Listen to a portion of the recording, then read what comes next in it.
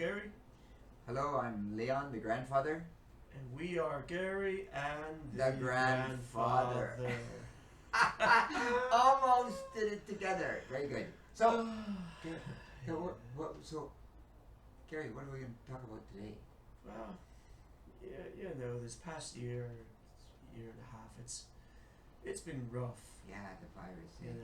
For sure. I really enjoy traveling. I think all of us, world over, we all love to travel. Yeah. Something everyone has in common, but we've all been stuck here. Yeah, for sure. So let's do the next best thing. How about we talk about travel? Okay. Well, when you mention travel, I'm instantly struck by the fact that travel really can be divided into, at least in my life, can be divided in two areas. One is the travel through books, right? Basically, I've always been an avid reader, So when I was young, I read about Paris and India and all of these places, Sure. Right? And then when you got there, things were quite different. Maybe not for France so much or Paris. Paris was, more to my image because there's lots of paintings, lots of, the Impressionists done a lot of art when it came to Paris, right? So you see a lot of that. But gosh, other places were very different. Oh, really? Yeah, like India. I was in Calcutta a couple of times, and that's kind of like you take a piece of mud and you throw it against the wall. In a sense, it produces that kind of chaos and movement and people and smells and sounds, and it's not really it's not a dirty city. I thought it would be dirtier, but it's just in a sense gray, vibrant, but gray. Gray. It's like when the British left, when they left in 47, and like nothing changed. Really, everything just stayed the same but got older. Basically. So when were you there? The last time I was there, I think 5 years ago now.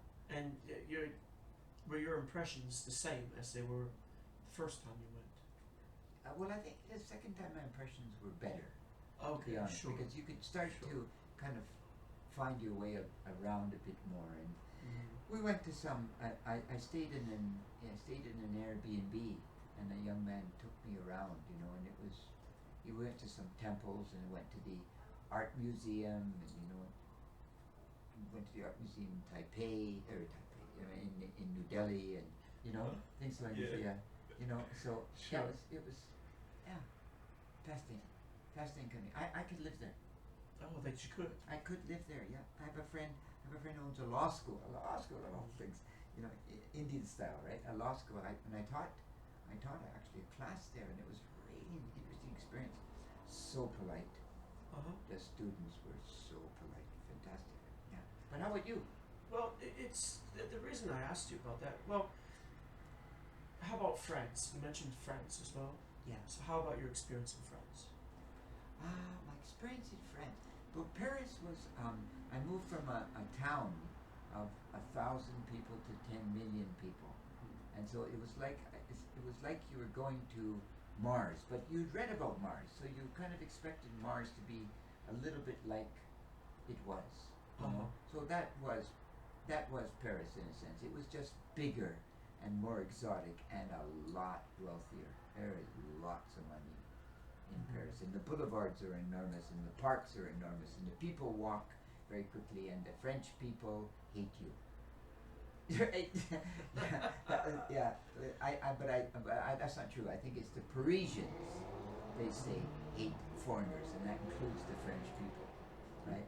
Anyone outside of Paris, is not Parisian. I think you have to live in the city for 3 generations, and they say there's only around 300 at the time. There were around 300,000 people were actually native Parisians, and all the rest were immigrants. Because the Ile-de-France is France, I think, in French thinking, right? That region around Paris, right? So I had a fantastic time. Yes, exotic. There's a great quote from Hemingway. If you're lucky enough to live in Paris as a young person, you'll never forget it because it's a movable feast.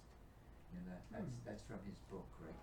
Movable Feast, his last book, and it's what he writes about, because he writes about the past, Yeah. you know, as such in the book, and he writes about having no money and et cetera, et cetera. That's a similar experience. You know, I had not quite as exotic because it was more modern, Mm-hmm. you know. Oh, Yeah, but still the same sort of feeling. Right? that's I think that's really interesting. What I'm hearing from you, that Mm. you keep bringing up the words exotic, exotic, exotic. It's the only word I know, maybe. And I'm just thinking in my dictionary. one more time, exotic. Exotic. Did I hear somebody say exotic?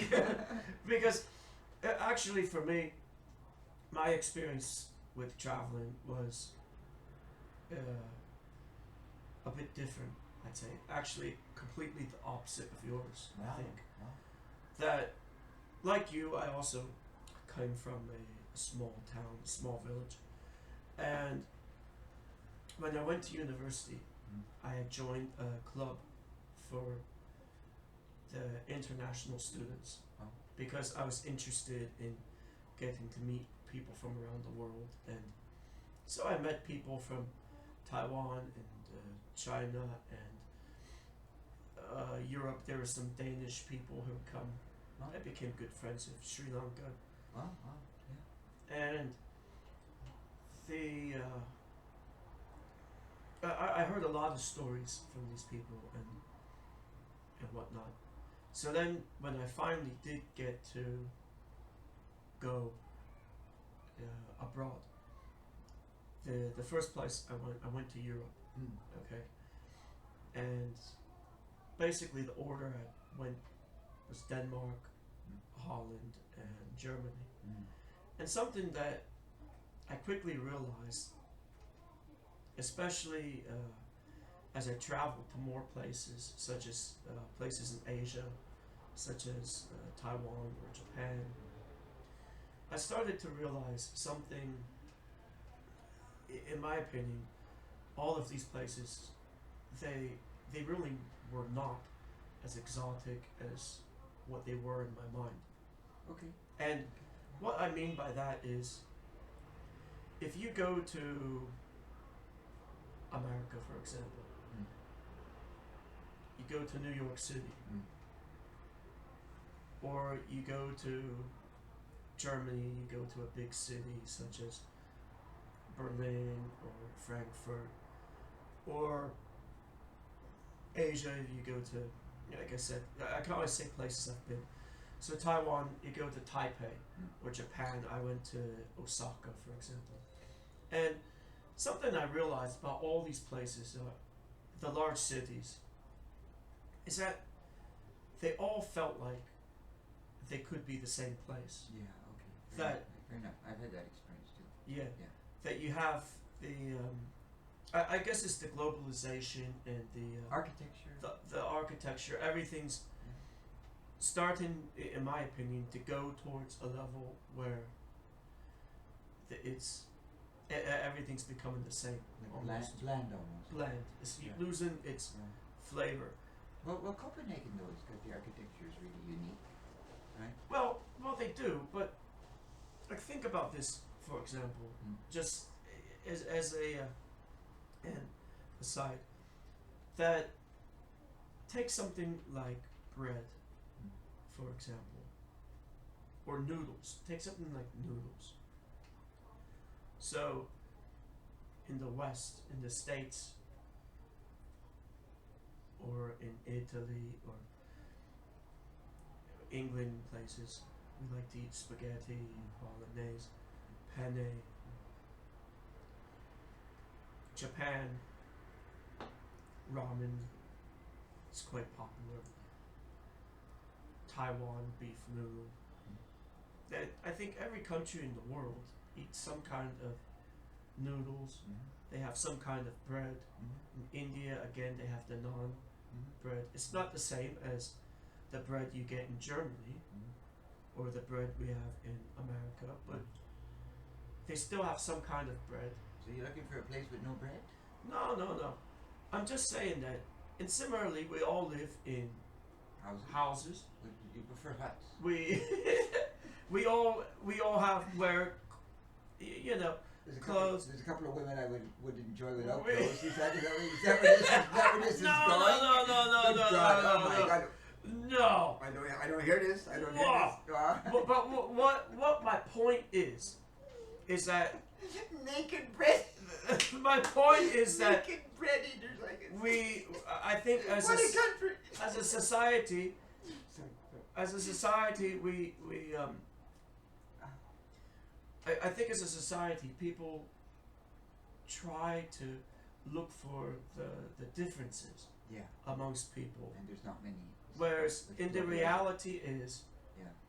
We're all. that humans were all pretty much the same. Even Yeah, for the sure. religion, Yeah. that you could Yeah. visit the mosque or the temple or the church, but at the same time, they all serve similar Yeah. functions. Yeah. And Prayer. right, Well, I just heard that you were good looking. I just heard that just now. so, hey, That really hurt me. So Nobody said I'm good looking. know? so I guess that's what I'm saying though. Well, that's because I am good looking. Oh. You know, come on. But You know, men can't tell that. You know that? You know that we have that blindness, or can't tell. well, I know. I could tell. I mean, just look at me. I do the same thing in the mirror in the morning. But- like, ooh, baby, ooh. But what I'm saying is that before I went abroad, Hmm. when I was in this group of international members, So I think you thought the differences were much bigger. I think we kind of looked more at the differences because this was a group of students trying to share their cultures. So by doing so, you're going to talk about the Differences, differences. but they don't exist. But then when I went abroad, Mm. I saw, especially with I guess the globalization and everything, the new age of technology, Mm. I saw that things are actually so much more similar Wow. nowadays. But then I have a question for you. You know, Gary, and if that's true, then why do we still have things like conflict? Why do we have war? Why do we have anger? You know, why can't we solve the environmental crises? I mean, like, why? If we're so similar, like, I agree with you that you and I think alike. Let's say, okay. Well, I don't know Let- about that. Well, not totally, of course. I don't want to think like you. Well, you're too young to think in a mature sense, right? Yeah. But you know my point. I agree with you as well that we're all similar as beings, and yet we seem to have these regional conflicts. Like now, what's going to happen now with what's coming down in Russia, for instance, at the border? I mean, that's a serious incident. That's just potentially right there. Well, No question. well, that's a whole other thing. But for what it's worth, for my opinion, Yeah. after talking with a lot of people Yeah. Okay. whilst abroad, and a lot of people in the group I was in, I have a lot of friends with some of my other projects and businesses online. I deal with a lot of people, and He's got a lot of business online. I remember last time with the phone. yeah, let me check. Maybe Check the phone. maybe He's making so much money as a digital agent. But oop, there we go. Oh, that- Another sale. There we go. Oh wow, you see that one? Oh, wow. Look at that. Oh, I didn't want to look. But Porsche material, guys. Porsche material. but you see, you asked the question about the conflict, right? Yeah, but See, I for me personally, I think the conflict is constructed. Yeah. That it's all from the people up here, the people in charge. That the ordinary people, don't want this. they don't want this. Yeah. They don't, and this is Yeah, but we go along like sheep. Then what's wrong with us? well, that's I mean, well, yeah, that's the problem, because people. I guess it goes back to critical thinking. That people, a lot of people, they believe what they hear, or they believe what they see on television from one source, not thinking about or realizing that every news station's going to have a bias. Absolutely. Every station. I don't care what side of the political spectrum you're on. For sure. Every station has a bias worldwide, and but yeah, if you talk to people, at least if when I talk to normal people, low level people, and they just want to live their lives. Absolutely. They don't want the conflict. Absolutely. It's just the people up top who are in power. But you know, I read the article the other day, Gary, and I thought it was very interesting. It's saying that the internet, in theory, is going to democratize us to a point that we're going to refuse war. Like, I ask myself now, you know, if they said, Leon, pick up a gun, you're going to go kill somebody across the water, I'd say no. You're going to prison, okay, but I have nothing to lose. I'm 65, my children are grown, I have enough money, you know what I'm saying? I have nothing to lose. But if I was 30 years old or 20 years old, and I had somehow had that immature mentality, I mean, would I go along like a dolt? Maybe yes, you know? PAL battalions. This was what in 1914, kids joined the British Army right out of high school, and the British Army kept them together as pals, buddies, believing that they would fight better, and they were obliterated. 70,000 killed and wounded the first day of the battle. The first day of the Battle of the Somme in 1916. 70,000 human beings. 35,000 dead, 35,000 wounded, no antibiotics, also dead, right? Or lost an arm, or God knows what else, right? You know, are we that? I hope you're right. I hope that there's enough thoughtfulness now in people, right? I never said any. I never said that there was anything about thoughtfulness. I never said that. I just said that I personally believe that most people just want to live their lives. Yeah. You know, and do their thing. They do. It's just certain people in power, you know, or at the top. Yeah. Who create this trouble for others. Sure. That's just my opinion. Yeah.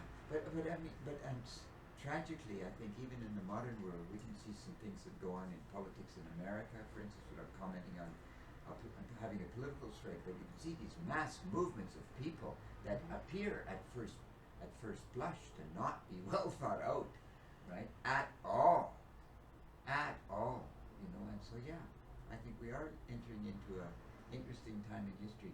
But all the same, I would recommend travel to anyone, you know, anyone to go and see the world. I saw something the other day that I was a little troubled by, and I'll share this with you. It's a man, American, engineer, bought a sailboat and sails all over the world with his girlfriend, now his wife. They have a child, but and they can go to all these exotic places. They have a website, they document it, and it's kind of like the FIRE movement a little bit, you know, financial independence, retire early. Yeah. And I don't know if I agree with it, because I don't know if it really produces any assistance to the common good. Like the guy who's working in a factory is all he can. I mean, that's not even an image he can understand. A sailboat and sailing around the world. You know what I'm saying? So I don't know. I think it's nice, but it's an occupation. That kind of travel is an occupation for the elite, when you have a lot of money and time. But is it really though? Is it really? Well, you're describing. You were talking about the working class man. Let's say, the working class man wants to just go home and be at peace. So you show him some image of floating around in a sailboat. He can't identify with that, right? He can't identify with that at all. That's what I'm saying, right? There's no way. He needs some other form of identification. He needs a person going to Paris, studying in Paris, coming home, getting a decent job, blah blah blah. He's something he can relate to. I think that's the big difference in distance in travel to a certain extent today. But you think about it, travel doesn't have to be. It doesn't have to be expensive. No, for sure. For sure. That's true. But it has to be imaginative. And just and similarly, living. I mean, I've read different stories about people who they just give up on materialistic lifestyle. Yeah. And then just go live in the wild or whatever, live off the land or Could you do that? whatever. No, because I don't hunt. I don't. I personally, a lot of my family members they hunt, and I quite enjoy eating game You don't, meat. you're not too gamey for you, not too strong. No. I love it, You do. but on the other hand, I'm not very. I don't really fancy shooting cute little furry animals. So you know, so for me, I won't do well there. Similarly, when it comes to farming, or I know very little about that as well. So Not very from not very interesting as well. from a pragmatic sense, I couldn't do it because I wouldn't know. Yeah. But you continue to, Enough. you continue to promote the idea that travel is necessary, though, if we're going to change the world. I think travel is very necessary, for sure. Yeah, we should travel more, learn other languages. You know. Well, I think again, I think it really. I think traveling, as well as we brought up in the beginning, you mentioned the exoticness. And then I mentioned the similarities.